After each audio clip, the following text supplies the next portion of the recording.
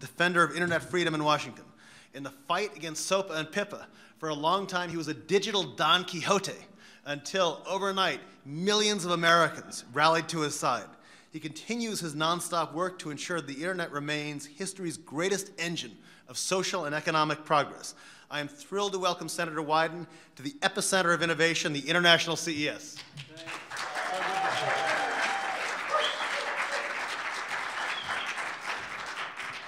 What an inflationary introduction.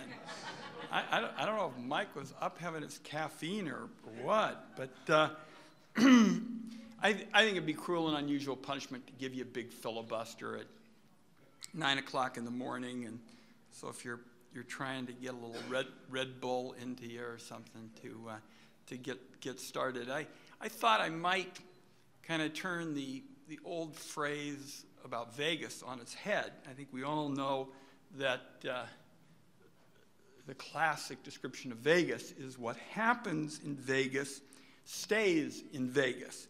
And it seems to me that with the great work that Mike and everybody has done at CES, we ought to say the innovation that is demonstrated in Vegas needs to be disseminated around the world.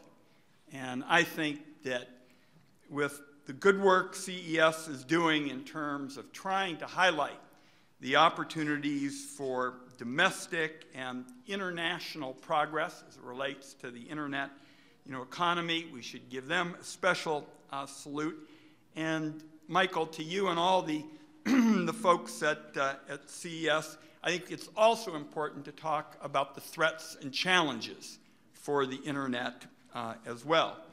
Now, last year at this time, Mike and Gary and the CEA invited me and Congressman Issa out to talk about our fight to waylay PIPA and SOPA. And Mike said to me, go through your history, talk about how you put a hold on COICA, the predecessor of PIPA, and we were going to block that, that vote to override the hold. And I said, Mike, I'll be glad to do it. And at the same time, I was looking at the audience, a lot of folks who were sympathetic with Congressman Issa and I had the impression that people generally thought Darrell Issa and I were, in the end, going to be nothing but a sizzling meal for the legacy content industry. And obviously, out of that session and the meetings that we had with so many bloggers and websites and tech folks and professors, you know the rest of the story, the 15 million calls and emails that came in to Capitol Hill. And a few days after the internet went dark, finally a light bulb went off in the United States Congress, and we were able to waylay that legislation. And I think now what everybody wants to know is, since we have shown the ability to block something, the question is now, what can we do to come together as advocates for digital freedom, as advocates for innovation, to actually affirmatively pass important legislation? And so I thought I would start this morning really by reflecting a bit on what Jane Jacobs said back in 1969, the first year that the internet was routing packets. Essentially, she observed that the ongoing cycle of economic growth is all about innovators undermining established economic interests, who then in turn get undermined themselves by the next generation of innovators. And Jane Jacobs essentially was making the case that if you don't have that kind of cycle of innovation, you really condemn yourself to economic stagnation.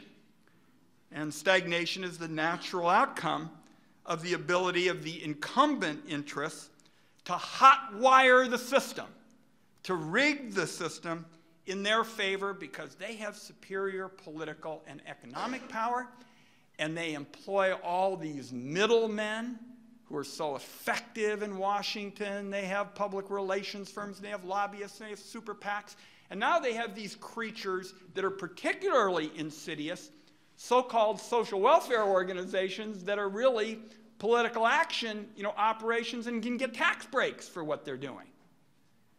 So Jane Jacobs, as she did so often, was seeing well into the future and understood that the only chance to preserve economic innovation is, in effect, to have a third force that protects the emergent interests of innovation, who don't have those middlemen, who don't have those PACs, who don't have that entrenched political clout. And back when she wrote on this issue about the third force, I think the general sense was the third force would be government. What we now know, 40 years later, is that the third force is you.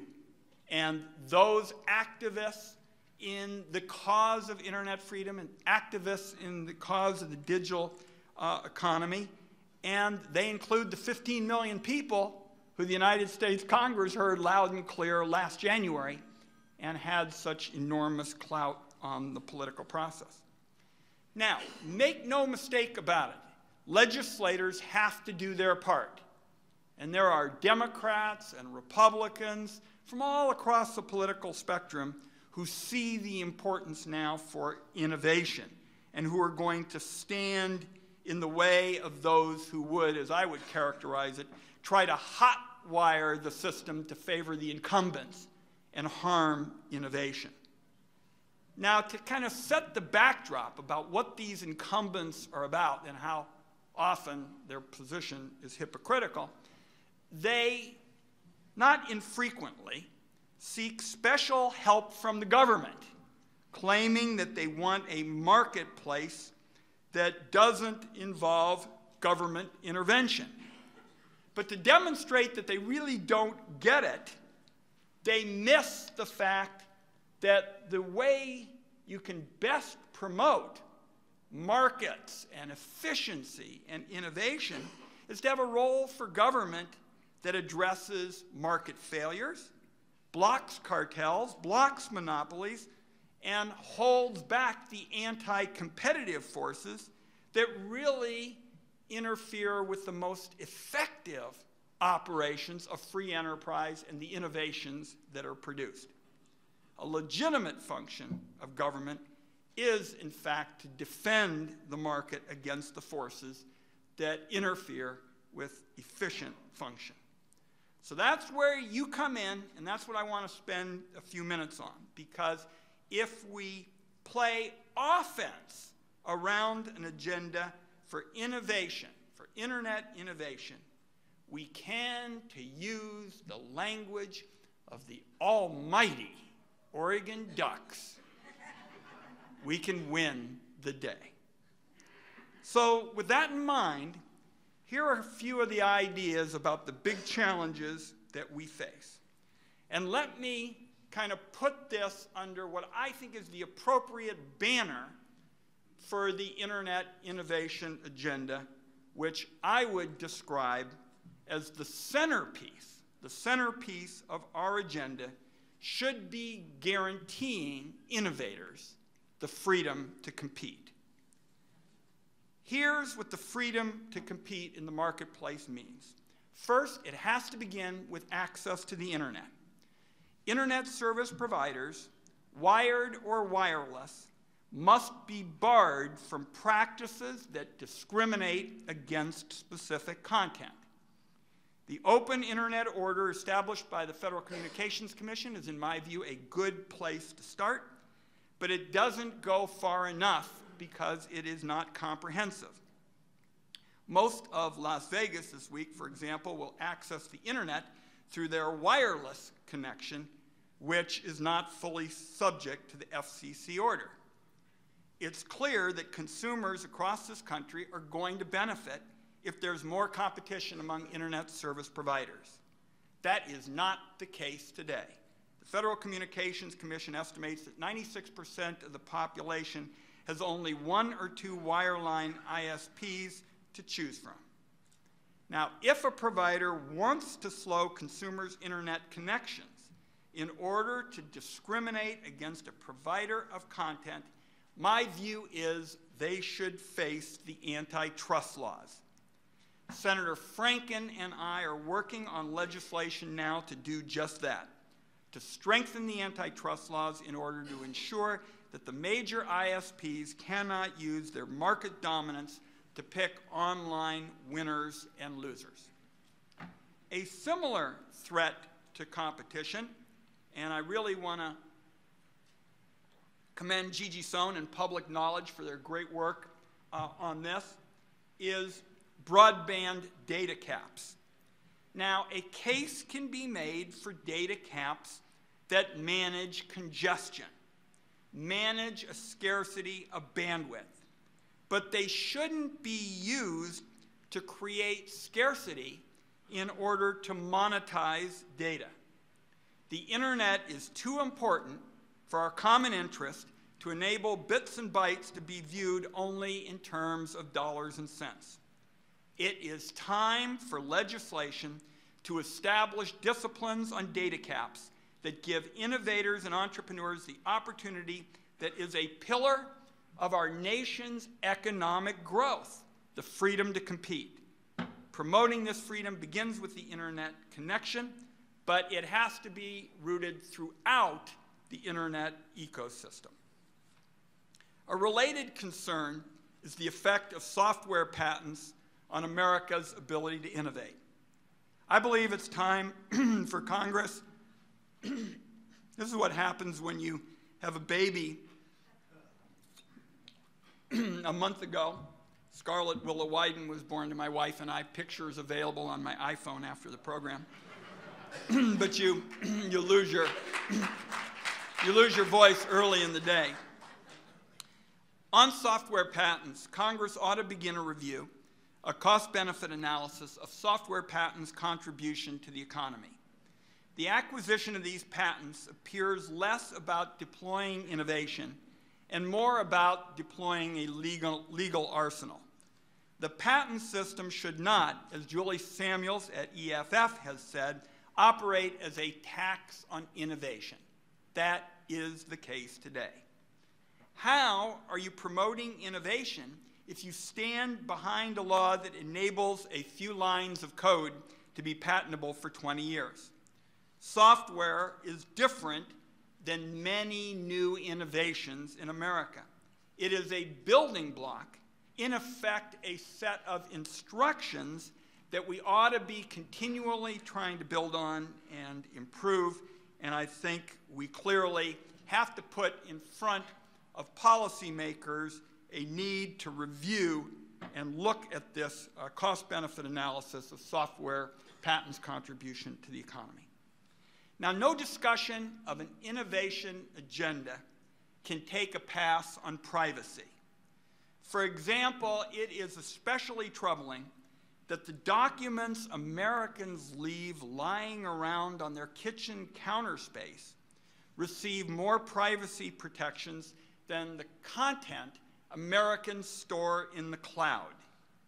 A rewrite of the Electronic Communications Privacy Act ought to address this imbalance. Your help is going to be needed to make that happen. Also central to a pro-innovation agenda are responsible approaches to cybersecurity. Last year, the CISPA cybersecurity proposal moved easily through the House, but when it got to the Senate, there were a whole host of us who began to ask some real questions about the value of that approach. Questions about privacy, questions about the effectiveness of the bill. Nobody disputes that there is a legitimate problem here. And what's striking about the innovation agenda is so rarely are there disputes about the problems. The question is about how to attack the problems, and particularly how to attack them without, as would have been the case in PIPA and SOPA, doing so much harm to the architecture of the internet and retarding innovation. On the issue of CISPA and cybersecurity, just as was the case with PIPA and SOPA. I mean, the first words out of our mouth on PIPA and SOPA was, look, when people are ripping folks off, you know, whether they're selling movies they don't own, or fake Viagra, or fake Nikes, or whatever, you know, that ought to face serious penalties. But let's do it in a way that doesn't harm the digital economy and digital, you know, innovation. And certainly, CISPA once again missed the target. The vulnerability of critical infrastructure, defense, energy, healthcare, to cyber attacks, that's not, you know, at issue. The question is, how should this be dealt with? And I think it's important to address the goals of CISPA, to address the goals of cybersecurity without creating some enormous cyber industrial complex that would produce an endless losing cat and mouse game in which the really effective hackers, the nimble creative hackers, are going to win every time. And certainly we ought to make sure that cybersecurity isn't used as a way that exposes the electronic communications of the American people to government and corporate snoops. Now, having talked about content that our people want to remain private, I want to spend a minute talking about content that ought to be shared and why that is a key plank in our innovation agenda as well. What chills the sharing of ideas and collaboration often is the maximalist approach to copyrights and patents. Rights holders, in too many instances, are too eager to use their power to scare off challenges to the status quo, and this perpetuates stagnation. Indisputably, the protection of intellectual property is important. My dad was an author. My dad really comes out of that whole space that recognizes the sweat equity that goes into intellectual property. So protecting it is important. The balance, however, between protecting rights holders and the monopoly that they have and promoting competition and innovation is just as important. And it is time to re-examine it and reconsider it. Members of Congress are going to file legislation this year that will penalize false representations, strengthen fair use, and provide real due process and protection when you have seizures of property. These efforts ought to be supported. Let me wrap up by saying you cannot guarantee the freedom to compete by stopping at our borders. Unfortunately, the nation's trade policy and the global trade rules do. And Gigi, and I see Ed Black here, and others have continually made this point. But the fact is, the internet is the shipping lane of the 21st century. And I also chair the Senate subcommittee, the Finance Subcommittee on International Trade, and I often picture what trade debates were about 50 years ago. They didn't almost move oxen and big vehicles through, you know, the rooms, but that was what it was about. It was about the movement of physical goods from point A to point B. And today, I think we ought to start, when we talk about international trade, by saying the internet is the shipping lane of the 21st century. And as Gigi and others have pointed out, it ought to be a central part of every single major trade agreement that's being negotiated, starting with the Trans-Pacific Partnership that is being discussed now, that has enormous implications for global trade. And I say this as arguably one of the more free trade members of the Congress who has voted for every major market opening, trade agreement since I have been there, and I got the welts on my back to show for it. Today, the fact is countries are increasingly imposing barriers to digital goods and digital services for non-competitive purposes. China's current practice of blocking Google and Facebook is about giving its domestic providers of search and social network an artificial advantage. It is anti-competitive protectionism. It ought to be called that, anti-competitive protectionism. And the discussions in Dubai last month demonstrated the growing interest in foreign regimes to control and censor the net.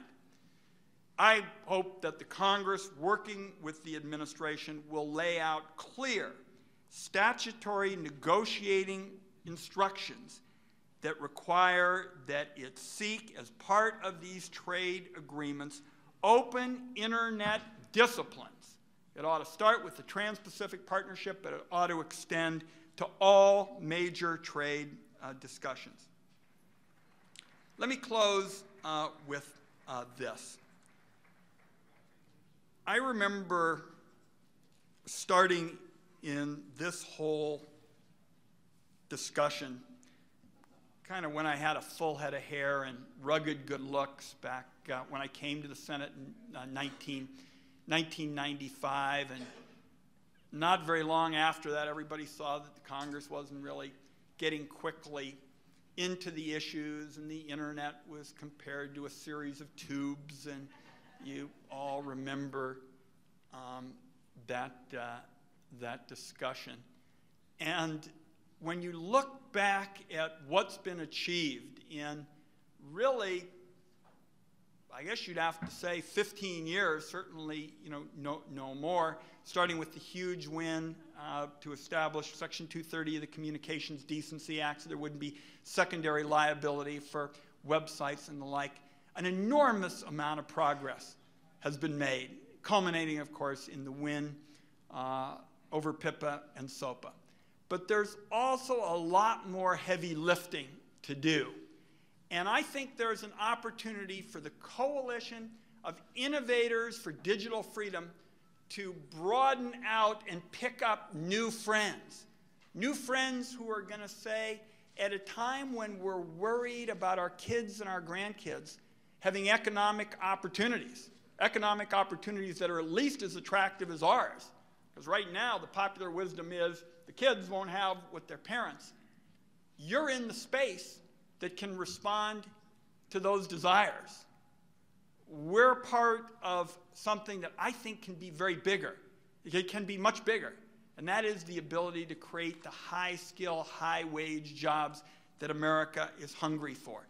So the innovation agenda starts with that centerpiece, the freedom to compete, but it extends into some of those specific bills that I mentioned, and particularly ought to be considered as something where we reach out to other parts of industry and universities and patent and idea mongers, and look to try to build the kind of economy that this country wants, the kind of economy that we need, and with the freedom to compete and the digital economy, this is the space that contribute significantly to that win. Thanks for having me.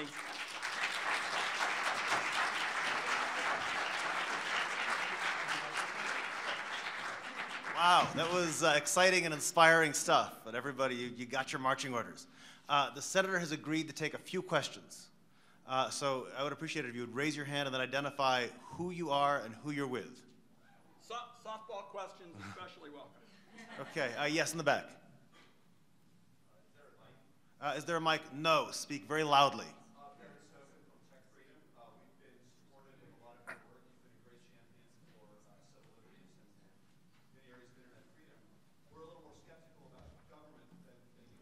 No, I can't figure out why.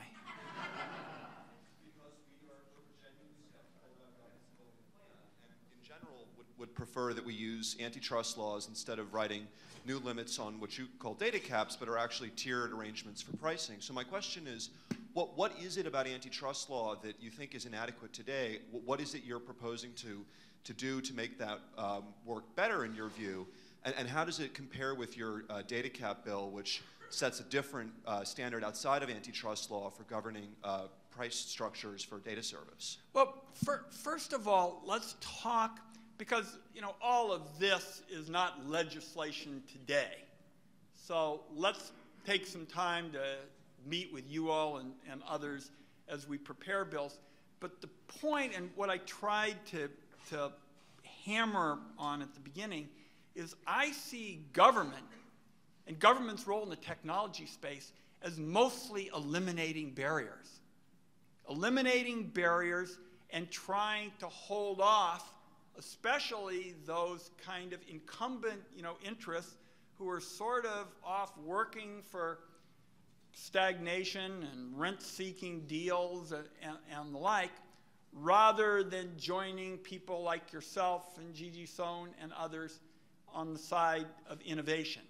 So we're going to have a lot of debates about exactly how to look at data caps. As I said, I think there is a role when you're talking about managing, congestion and the specifics of what Senator Franken and I are talking about. I'm not going to front run a colleague in the Senate. We're working on the legislation. But because your question, as much as anything, speaks to a philosophical point, I think we ought to start where you and I agree, because I know of the good work that you all have done on so many issues.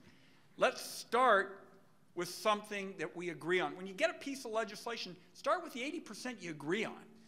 And what I think we agree on is that the role for government today, and it's why what was so exciting about the PIPA and SOPA coalition and progressive and conservative forces, conservatives said, man, this is great, no government. They're not talking about setting up agencies and spending money and the like. They're talking about using something that stands for freedom. And progressive folks said we're taking on special interests, and they came together.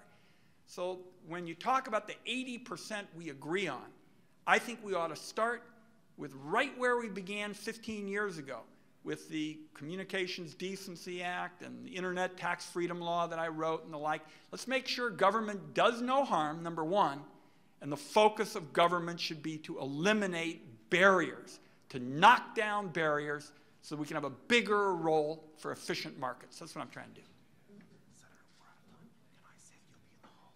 Yeah, anybody who's a glutton for punishment, I'll stick around in the hall. Thanks for having me. Great, thank you so much.